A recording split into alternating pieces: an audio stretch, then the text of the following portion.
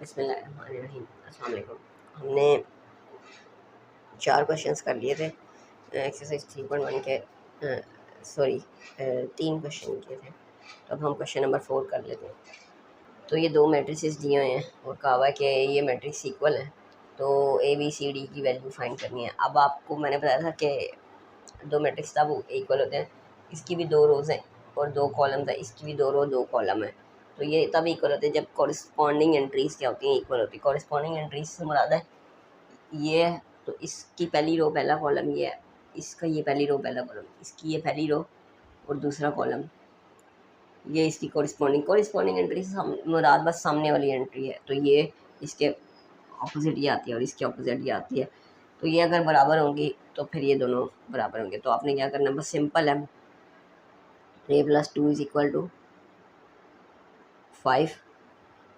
तो ये ए 2 इधर क्या हो रहा है प्लस, उधर जाके क्या हो जाएगा,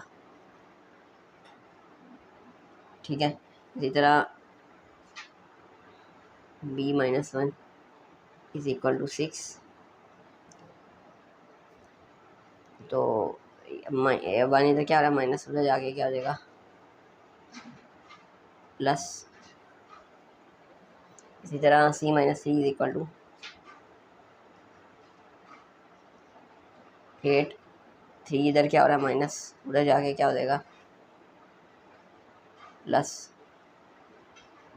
और डी इधर क्या हो रहा है, D plus 4 is equal to, इसके सामने ये है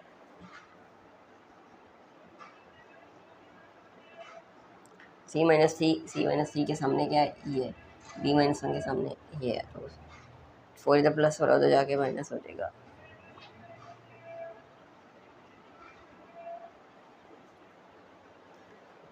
तो ये आंसर है हमारा। ए किसके बराबर है, ए 3 है,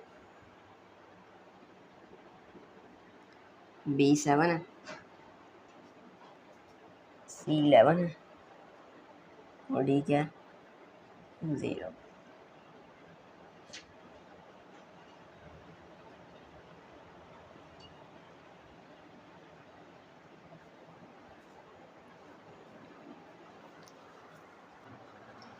तो क्वेश्चन नंबर 5 कर लेते हैं। तो क्वेश्चन नंबर 5 ये है कि ये 2 मैट्रिक्स इक्वल हैं, तो एक्स और वाई निकालना। अच्छा, आप एक इंटरेस्टिंग चीज़ देखिए, यहाँ पे इसके ना ये 4 है, तो इधर भी 4 है, इसके इधर 7 तो इसके इधर भी 7 है। तो ये और ये भी बराबर होंगे। तो ये पिछला क्वेश्चन की तरह सेम है। तो 2x प्लस 1 किसके बराबर होगा, इसके सामने ये वाली एंट्री बनती है। तो 2x प्लस 1 किसके बराबर होगा,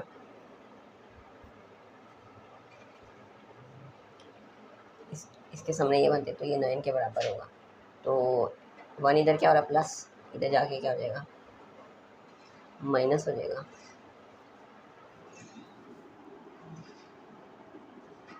टू इधर एक्स के साथ क्या हो रहा है मल्टीप्लाई, उधर जाकर डिवाइड, सही हो गया। इसी तरह वाई, वाई क्या है, ये वाई, वाई की कॉरस्पॉन्डिंग ये बनती है, वाई इज इक्वल टू 5, ये तो डायरेक्ट हो गया। और x is equal to 4। Question number 6 है। तो a plus b 2d minus 1 3b plus 2 और 4 और ये 10 5। तो कॉरस्पॉन्डिंग एंट्रीज बराबर होती है। तो इसमें हम अभी तक तो इक्वेशंस ही बनाते हैं। इक्वेशंस बनाने से मुराद है कि सामने वाले को सामने के बराबर लिख लेते हैं। तो ये प्लस बी किसके बराबर है 10 के, ठीक है। 2d माइनस 1 किसके बराबर है 5 के।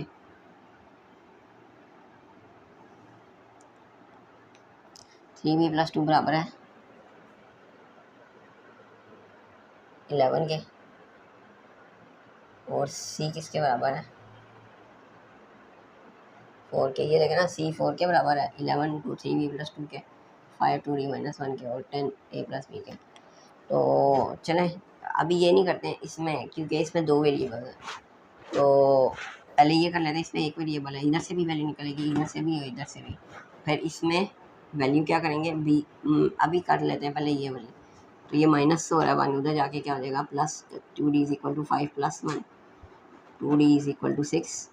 तो डी क्या आ जाएगा 6 divide by 2, D is equal to 3।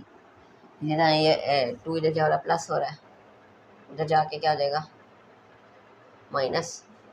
3b किसके बराबर आ जाएगा 9। 3b के साथ क्या हो रहा है मल्टीप्लाई, इधर आकर डिवाइड, तो b क्या आ जाएगा c 4 के बराबर है। तो हमारे पास c भी आ गया, b भी आ गया और d भी आ गया। अब देखिए ये क्यों नहीं हो सकता था, क्योंकि हम इसमें b की तो वैल्यू हमें नहीं पता, तो फिर अब b की वैल्यू हमने निकाली है, वो यहाँ से यहाँ पे पुट कर देता है। तो ये हो जाएगा a+3, b की जगह पे 3 इज इक्वल टू 10। तो 3 इधर प्लस हो रहा है, उधर जाकर माइनस, तो a किसके बराबर आ गया 7 के। तो क्वेश्चन नंबर 7 है हमारे पास, p ये मैट्रिक्स दिया हुआ है, तो p एंड q फाइंड करने का कहा गया। तो एक हमारे पास यहाँ से p + q किसके बराबर आएगी। अच्छा एक ये देखें ना, ये 5 और 5 के बराबर है और ये 11 11 के बराबर है, तो इसको तो कुछ करने की ज़रूरत नहीं, हमने वेरिएबल्स वाली लेनी है। तो p + q क्या आएगा 6 आएगा, और p - 2q क्या आएगा, p - 2q क्या, p + q क्या आएगा 6 और p - 2q क्या आएगा 0। देखें अभी इधर कुछ बच्चों को तो समझ आ गई होगी कि क्या करना है, कुछ को नहीं आएगी।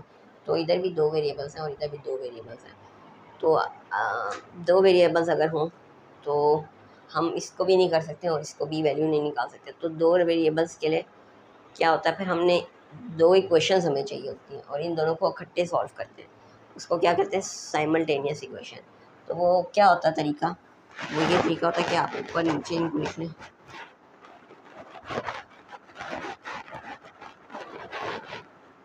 ठीक है, और फिर इनके कोफिशिएंट इक्वल कर लें। कोफिशिएंट इक्वल से मुराद है कि देखें ना यहाँ पे क्यू है और यहाँ पे 2q है, तो ये भी 2, या तो इसको क्यू कर दें, या ये भी p है ये भी p है, तो ये सही है, ठीक है।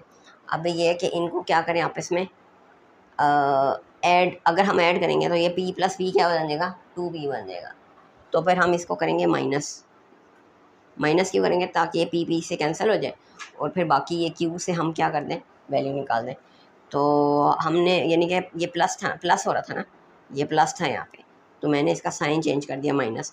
जब मैं इसका साइन माइनस करूँगा तो मुझे इसका भी साइन माइनस करना पड़ेगा और इधर भी माइनस कर दें, ये 0 है, इधर करने की ज़रूरत नहीं है।